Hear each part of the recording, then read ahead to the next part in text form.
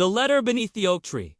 It was a crisp autumn afternoon when Elena stumbled across the old oak tree at the edge of the university campus. Its golden leaves swayed with the wind, and the ground beneath it was littered with fallen amber petals, creating a carpet of warmth. She often came here to sketch, but that day something unusual caught her eye. Small, yellowed envelope tucked between the roots. Curiosity stirred inside her. She bent down, brushed off the dirt, and pulled it free. The handwriting on the front was elegant and old-fashioned. To the one who dares to dream of love? Elena hesitated for a moment before sliding her finger under the seal. Inside was a neatly folded letter, written in flowing ink. If you are reading this, then fate has brought you here. Every year, on the first day of October, I sit beneath this tree and write a letter to the love I have not yet met. Perhaps you are the one.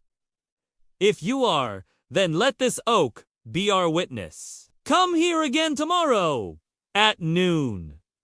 Her heart pounded. It was absurd. This had to be some old prank, perhaps a forgotten tradition of the university. And yet, something about the words felt alive, as though the writer had poured their soul into them. The next day, she found herself walking back to the tree, letter clutched tightly in her hand. She almost laughed at herself. What am I doing? She thought. But as the clock struck 12, a young man appeared, holding a notebook against his chest. He stopped when he saw her, his dark hair falling across his forehead, his eyes wide with surprise. You found it? Elena blinked. You wrote this. He nodded, a sheepish smile tugging at his lips. I didn't expect anyone to ever reply. I'm Adrian. I guess I'm a hopeless romantic. Something about his honesty disarmed her. Instead of turning away, she found herself smiling back. I'm Elena. And apparently, I'm just as hopeless as I came here. They laughed. And just like that, something shifted. Love in the pages. Adrian explained that he had been writing letters beneath the oak tree for 3 years. He believed love was meant to be discovered in unexpected places, not through apps or parties, but through fate.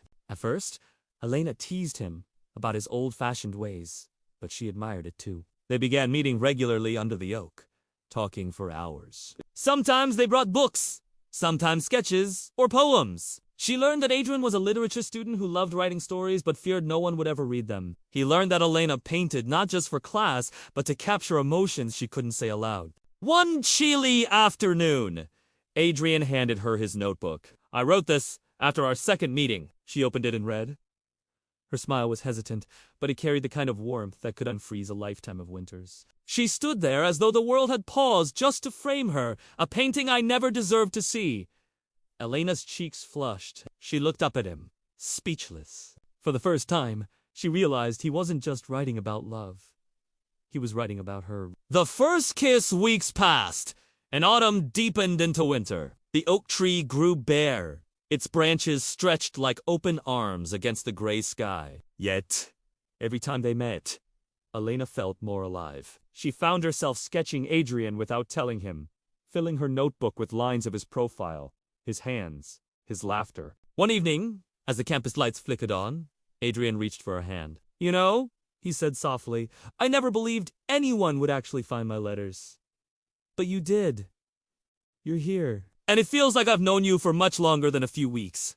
Elena's heart hammered in her chest. Maybe that's what fate is, she whispered. Adrian leaned closer, hesitating just enough to give her a choice. She closed the distance, and their lips met beneath the bare oak tree.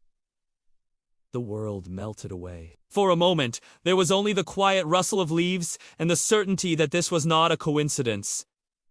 Distance and doubt, but love is never without trials. Over winter break, Adrian traveled back home to another city. Their messages grew less frequent as he struggled with family responsibilities, and Elena felt the distance creeping in. She worried that their connection was fragile, born from the magic of autumn, but not strong enough to survive reality. One cold January night, she sat beneath the oak tree alone, sketching absent-mindedly. She missed him more than she dared admit. As she closed her sketchbook, she noticed something wedged into the tree bark a new envelope. Her hands trembled as she opened it. Elena, if you're here, then you should know I think of you every day. I don't know what the future holds, but I know this. You are the letter I was waiting for all along. Tears stung her eyes.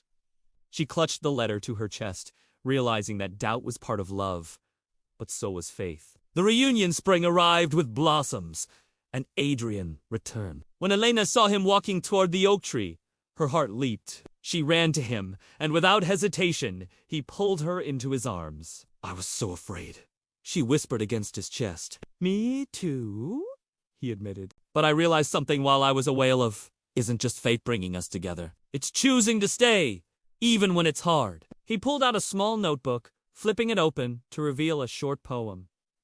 "Beneath the oak, our story grew, of letters old, and love made new. Though seasons change and branches sway, I'll choose your heart, day after day." Elena kissed him, smiling through her tears. She slipped her hand into his and whispered, "Then let's keep writing this story together." Epilogue!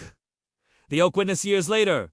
The oak tree still stood tall, its roots deep in the earth, its branches sheltering countless memories. Beneath it, a new envelope appeared, written in the same elegant hand. This time, it read, "To our children, or to anyone who still dares to dream of love. Once, two people met beneath this tree because of a letter. They stayed, not because of fate alone, but because they chose each other every single day. If you find this, may you believe too." And so the oak tree continued to bear witness, its leaves whispering the timeless truth that love begins with fate, but endures with choice.